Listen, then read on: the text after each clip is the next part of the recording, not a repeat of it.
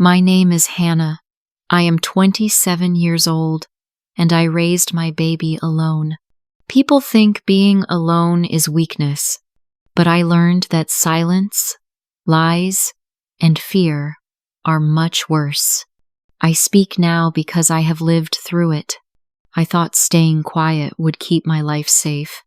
I was wrong. This is how everything slowly fell apart, and how I learned to stand on my own.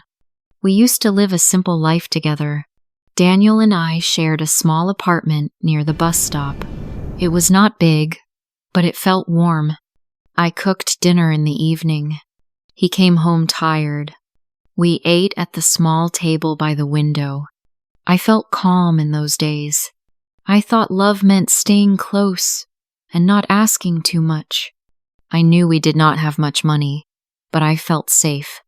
We talked about small dreams, a better job, a bigger room, a family one day. Sometimes we watched TV in silence. Sometimes we laughed at nothing. I thought that was enough. Then my life changed quietly. I found out I was pregnant on a cold morning. I sat on the edge of the bed and held the test. My hands were shaking. I felt scared, but I also felt hope. I whispered to myself, "This will bring us closer."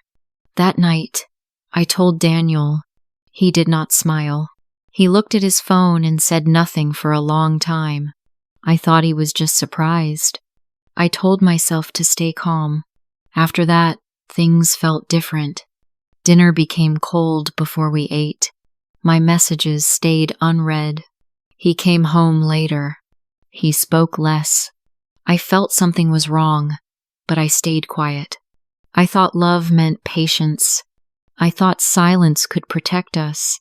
I knew deep inside that I was changing myself to keep peace. But peace did not come. Only distance did. One evening, I told Daniel again that I was pregnant. I stood near the kitchen door. My hands were cold.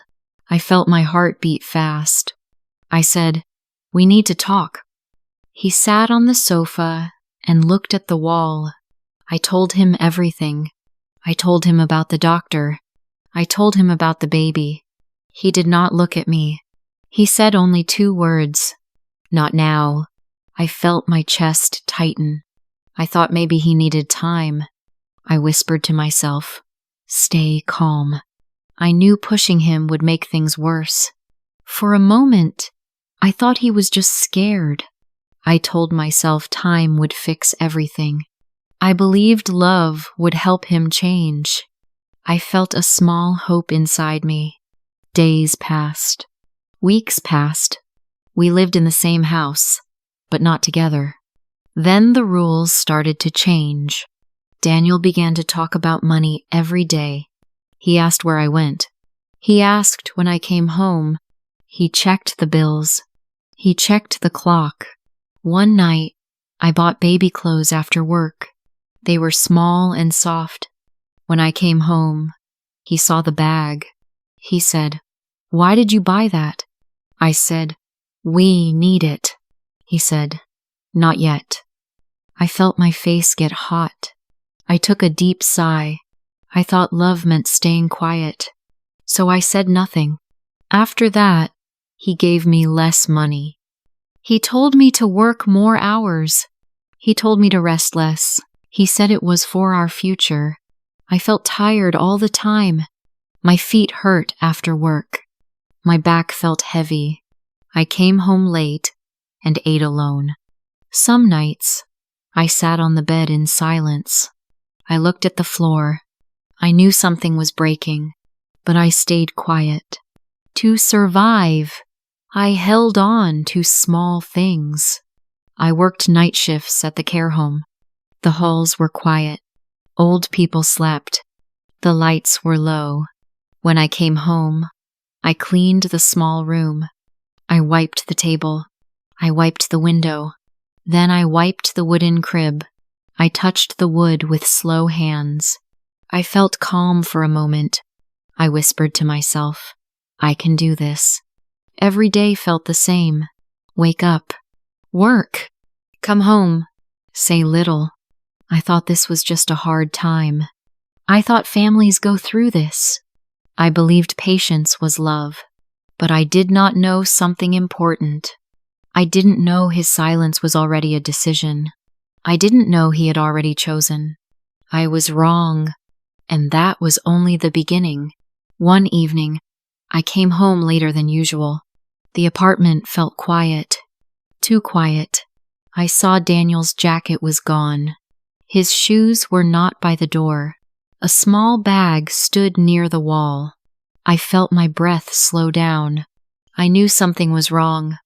My hands were shaking, but I stayed still. Daniel came out of the bedroom. He did not look angry. He did not look sad. He looked empty. I asked, "What are you doing?" My voice sounded small. He folded a shirt and put it in the bag. "I need space," he said. Nothing more. I felt my legs go weak. I held the chair with one hand. I thought he would stop. I thought he would explain. But he didn't. There was no shouting, no crying, only the sound of the zipper closing. I looked at his face, waiting. I waited for fear. I waited for regret. I waited for love. I knew this moment would change everything.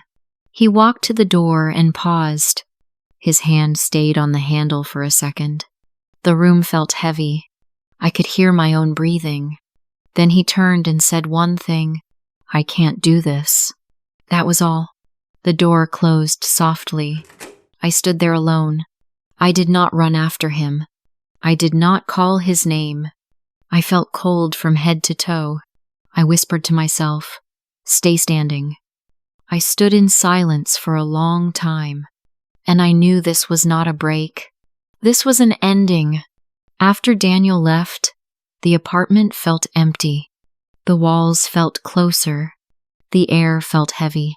That night, I sat on the bathroom floor. The light was too bright. The tiles were cold under my legs. I held my face with both hands. My shoulders shook. Tears ran down my face without sound. I thought, if only I had asked him to stay. I felt my chest tighten. I thought, if only I had been louder. I knew these thoughts would not bring him back.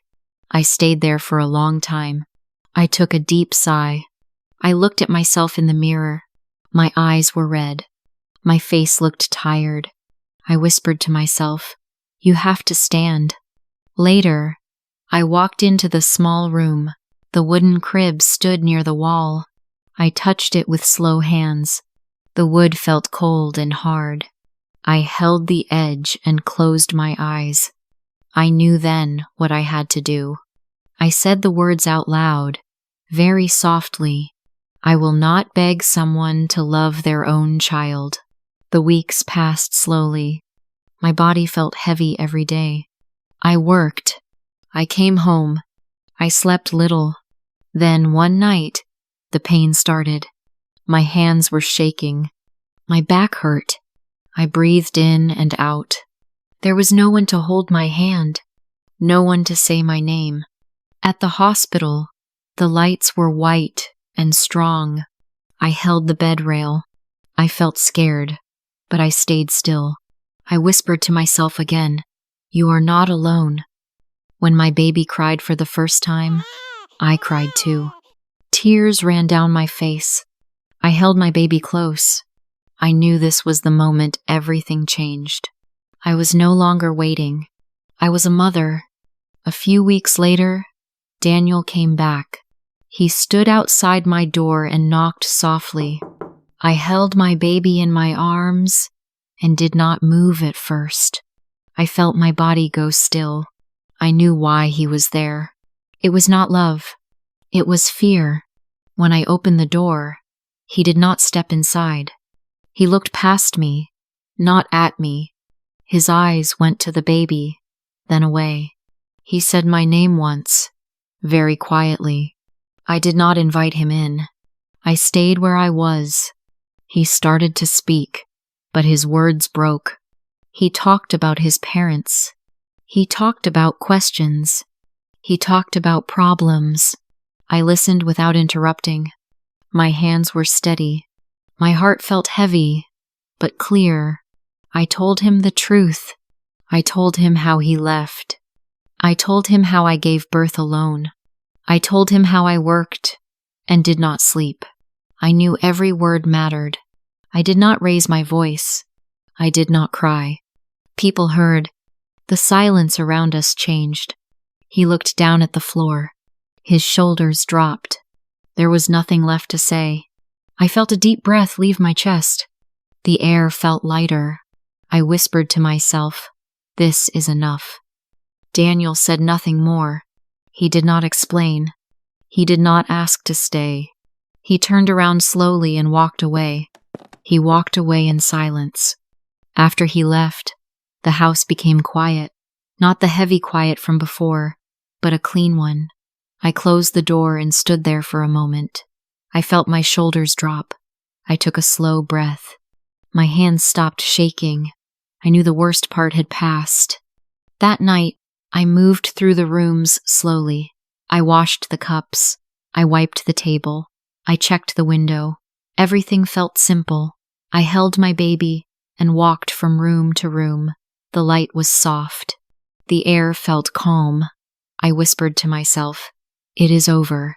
When I lay down to sleep, my body felt tired in a new way. Not fear, just rest. I felt my chest rise and fall. For the first time in many nights, I slept deep. I did not wake up to check my phone. I did not listen for footsteps. I slept. In the morning, the sun came in through the window. I sat on the bed and watched my baby breathe. I felt steady. There was no loud victory, no words to prove anything. I thought about what had happened, and I felt clear. I knew I had not shouted. I knew I had not begged. I had stood still and told the truth. Justice did not need noise. It did not need anger. It came quietly, like peace returning to a room. I whispered to myself again, "This is dignity." Months later, my life looked different. Not easy, but clear. I woke up early every morning. I fed my baby. I got dressed for work. I felt tired, but I moved anyway.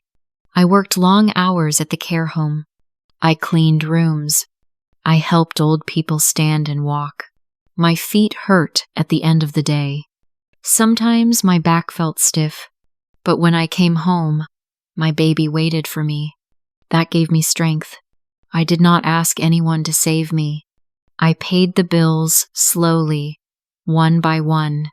I bought only what we needed: milk, diapers, warm clothes. I thought about money often, but I did not panic. I knew I could handle today. Tomorrow would come later. Some nights were quiet, too quiet. I sat by the window and watched the streetlights. I felt lonely at times. I thought about the past, but I did not stay there. I whispered to myself, "Keep going." Little by little, I felt stronger. I knew my routine. I trusted my hands. I trusted my heart. One evening, I stood in the small room and looked at the wooden crib. My baby slept inside it. Her chest moved up and down. The room was warm. The light was low. I touched the edge of the crib and smiled. Not a big smile, just a quiet one. I thought, I did this. I felt calm. I felt proud. I learned something important from this journey. Some people do not leave by accident. They leave by choice. I thought many times about what happened. I felt pain, but I also felt clarity. I knew that when someone chooses to walk away, choosing yourself is not selfish. It is survival. I whispered to myself that staying strong was not pride. It was necessary. I looked at my life and understood this truth slowly. Love should not require silence. Care should not demand fear. I knew I had done what I had to do. And to every mother who stayed when someone walked away, I want to say this. You are brave. You wake up tired. You keep going anyway. You protect your child with your whole heart. I felt deep respect for women like you. Your strength may be quiet, but it is real. Stories like this do not live only in books or videos. They live in real homes, in small rooms, and in quiet nights. You may think your struggle is rare, but you are not alone. Every day, millions of mothers do something extraordinary, without applause. You wake up. You keep going. You carry more than people see. The first lesson is clear. Silence does not save a family. You may feel that staying quiet will keep peace. You may think waiting will fix things. But silence often hides the truth. Problems grow when no one speaks. The second lesson is harder to face. Avoiding responsibility is a form of harm. When someone chooses comfort instead of duty, that choice hurts others. You may feel confused or guilty, but deep inside, you know love should show up, not disappear. The third lesson changes how you see yourself. Being a single mother is not failure. It is steady strength. You may feel tired. You may feel afraid. But raising a child alone takes courage, patience, and deep care. Think of the mothers who stay up late, the mothers who work while exhausted, the mothers who choose their child instead of someone who walked away. You may be tired, but you are strong, and your love is enough. If you are a single mother, this story is for you. You are not weak. You are brave. Share your story in the comments and subscribe to Peak English Stories.